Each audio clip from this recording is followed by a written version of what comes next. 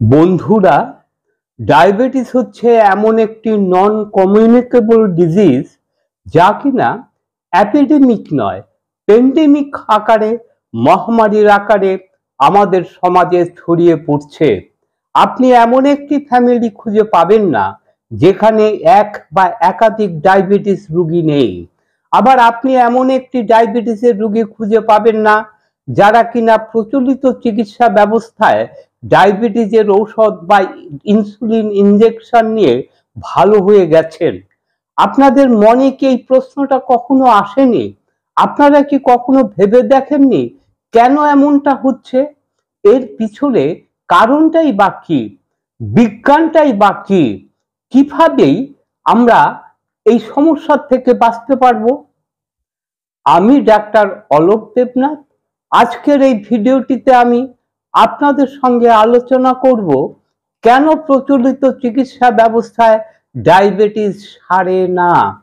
এই নিয়েই যাবতীয় সায়েন্টিফিক ইনফরমেশন খুব সহজ সরলভাবে আপনাদের সামনে তুলে ধরব, যাতে করে আপনারা সবকিছু জানতে পারেন, বুঝতে পারেন। আপনারা যদি শেষ পর্যন্ত সঙ্গে থাকেন, ভিডিওটি প্রথম থেকে শেষ পর্যন্ত ধৈর্য ধরে দেখেন, তাহলে আপনারা সবকিছু জানতে পারবেন, বুঝতে পারবেন। বন্ধুরা, আপনারা কি জানেন ডায়াবেটিস কোনো রোগ নয়, রোগের উপসর্গ মাত্র, রোগের লক্ষণ মাত্র।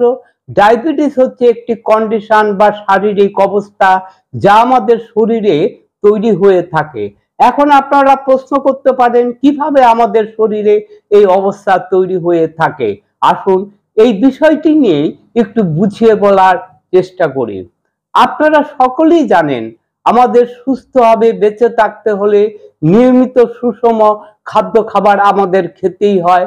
নিয়মিত সুষম খাদ্য খাবার ছাড়া আমরা বেঁচে থাকতে পারবো না। আমরা নিয়মিত যে খাদ্য খাবারগুলি খেয়ে থাকি সেগুলি মূলত তিনটি উপাদান দিয়ে তৈরি। 1 number carbohydrate, 2 number protein, 3 number হচ্ছে ফ্যাট। এর মধ্যে কার্বোহাইড্রেটই সরাসরি আমাদের শরীরে ডায়াবেটিসের মতন সমস্যা তৈরির সঙ্গে যুক্ত। এই কার্বোহাইড্রেট থেকে আমাদের শরীরে এনার্জি তৈরি হয়ে থাকে। সেই এনার্জিকে কাজে লাগিয়েই আমরা চলি। আমাদের শরীরের যাবতীয় মেটাবলিক কার্যক্রমগুলিও সম্পূর্ণ করে থাকি। কার্বোহাইড্রেট সমৃদ্ধ খাদ্য খাবার আমাদের স্টমাকে ভেঙে আমাদের রক্তে গ্লুকোজের পরিমাণ বাড়ায়। এই গ্লুকোজ সরাসরি আমাদের সেলের মধ্যে ঢুকতে পারে না, তার প্রয়োজন হয়ে থাকে একটি ক্যারিয়ার বা বাহকের। আমাদের শরীরের প্যানক্রিয়াসের বিটা সেল থেকে ইনসুলিন নিঃসরণ হয়ে রক্তে আসে। এই ইনসুলিনই হচ্ছে গ্লুকোজের বাহক বা ক্যারিয়ার। আপনারা সকলেই জানেন আমাদের মাথার চুল থেকে পায়ের নখ পর্যন্ত প্রতিটি কোষের বহিরাবরণে আউটার লেয়ারে রয়েছে ইনসুলিন রিসেপ্টর। ইনসুলিন আমাদের সেলের রিসেপ্টরের উপরে গিয়ে বসে, রিসেপ্টরের সঙ্গে বাইন্ড করে, তখন আমাদের সেলের গ্লুকোজ প্রবেশ করার পথটি ওপেন হয়ে যায় বা খুলে যায়। সেই পথ দিয়েই গ্লুকোজ আমাদের সেলের মধ্যে প্রবেশ করে। আমাদের সেলের মধ্যে থাকা মাইটোকন্ড্রিয়া গ্লুকোজকে কাজে লাগিয়ে শক্তি উৎপাদন করে, এটিপি উৎপাদন করে। সেই শক্তি দিয়েই, সেই এনার্জি দিয়েই আমরা চলি। আমাদের মেটাবলিক কার্যক্রমগুলিও সম্পূর্ণ করে থাকি। এইভাবেই ইনসুলিন গ্লুকোজকে হ্যান্ডেল করে।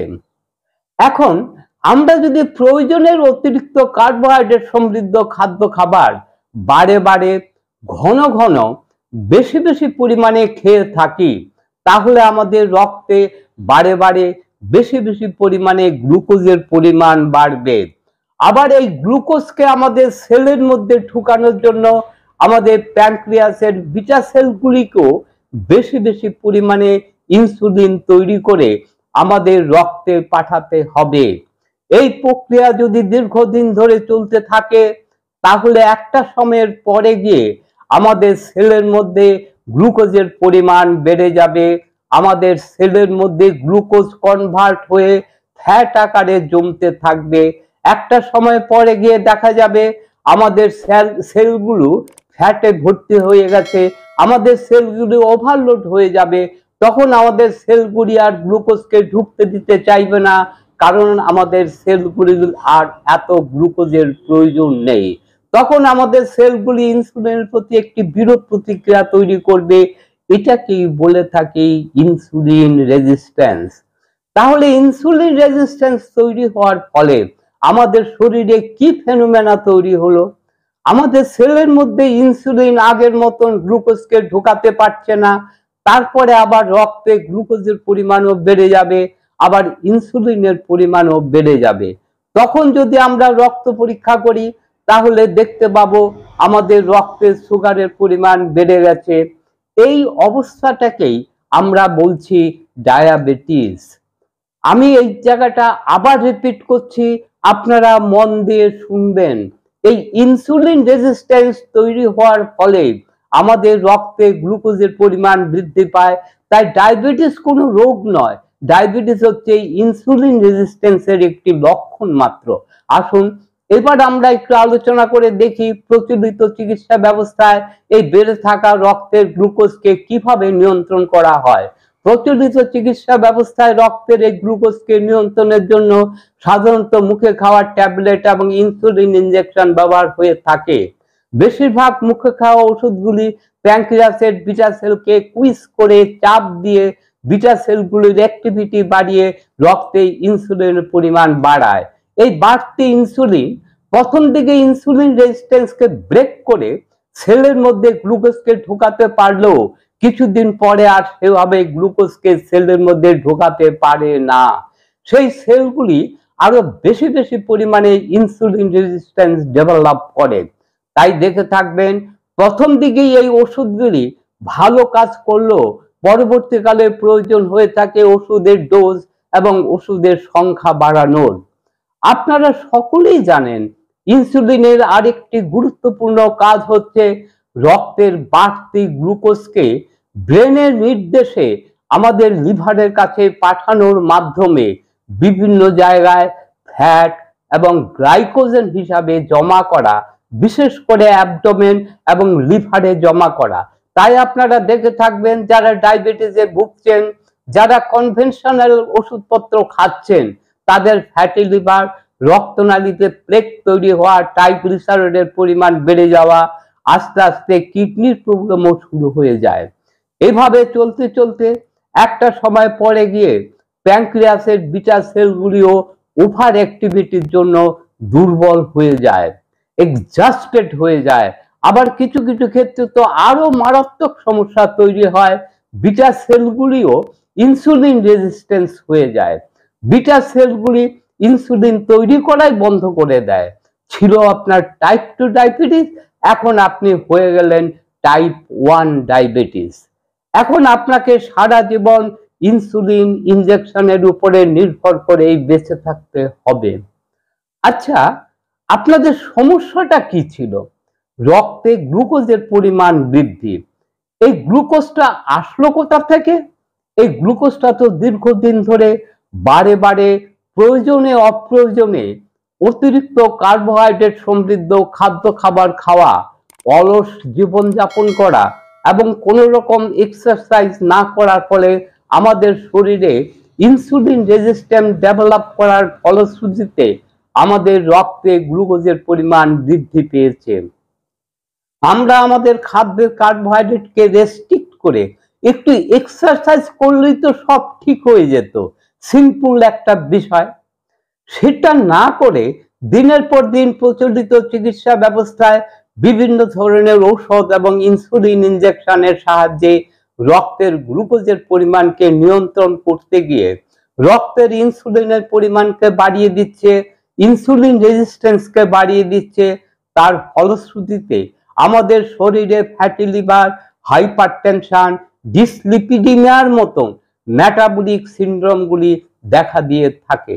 তাই আপনারা দেখে থাকবেন প্রচলিত চিকিৎসা ব্যবস্থায় ডায়াবেটিস তো সারছেই না, বরঞ্চ ডায়াবেটিসের ওষুধের পরিমাণ বাড়ার সাথে সাথে একটার পর একটা বাড়ছে রোগের সংখ্যা। আমাদের সমস্যাটা কি ছিল? সমস্যাটা তো ছিল ইনসুলিন রেজিস্ট্যান্স। এই ইনসুলিন রেজিস্ট্যান্সের জন্যই তো আমাদের রক্তে গ্লুকোজের পরিমাণ বাড়ছিল। তাই ইনসুলিন রেজিস্ট্যান্সকে রিভার্স না করে কোনোভাবে ডায়াবেটিসকে সারাতে পারবেন না। জ্বরের কারণ টাইফয়েড, আপনি টাইফয়েডের চিকিৎসা না করে শুধুমাত্র প্যারাসিটামল খাইয়ে জ্বর কমাতে পারবেন ঠিকই, কিন্তু জ্বর সারাতে পারবেন না। তাই প্রচলিত চিকিৎসা ব্যবস্থায় কনভেনশনাল মেডিসিনে কোনোদিনও ডায়াবেটিস সারে না, ডায়াবেটিস ভালো হয় না। ইনসুলিন রেজিস্ট্যান্স হচ্ছে একটি লাইফস্টাইল ডিজিজ। কোনো ওষুধ দিয়ে ইনসুলিন রেজিস্ট্যান্সকে সারাতে পারবেন না, রিভার্স করতে পারবেন না। ইনসুলিন রেজিস্ট্যান্সকে রিভার্স করতে গেলে আপনাদের লাইফস্টাইলকে মডিফিকেশন করতে হবে।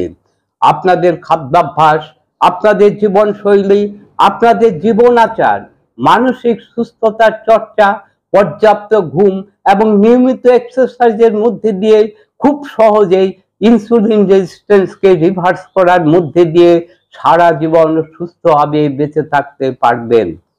বন্ধুরা, এতক্ষণ ধরে যারা ভিডিওটি দেখলেন তারা যদি মনে করেন এই ভিডিওটি থেকে নতুন কিছু জানতে পারলেন, নতুন কিছু শিখতে পারলেন, তাহলে আপনারা আপনাদের বন্ধু বান্ধবদের কাছে এই ভিডিওটি শেয়ার করবেন, এই ভিডিওটিতে লাইক দেবেন। আবার যাদের এই ধরনের ইনফরমেটিভ ভিডিও ভালো লাগে তারা অবশ্যই এই চ্যানেলটিকে সাবস্ক্রাইব করে রাখবেন, নতুন নতুন ভিডিও পাবলিশ হওয়ার সাথে সাথে নোটিফিকেশন পাওয়ার জন্য। ভিডিওটি সম্পর্কে আপনাদের যদি কোনো প্রশ্ন থাকে আপনারা অবশ্যই কমেন্টসের মাধ্যমে জানাবেন। আমি চেষ্টা করব আপনাদের সব প্রশ্নের উত্তর দেওয়ার। আজকের ভিডিওটি এইখানে শেষ করছি। আবার দেখা হবে বন্ধু নতুন কোনো ভিডিওতে, নতুন কোনো সময়ে। ততক্ষণ পর্যন্ত আপনারা ভালো থাকবেন, সুস্থ থাকবেন। নমস্কার।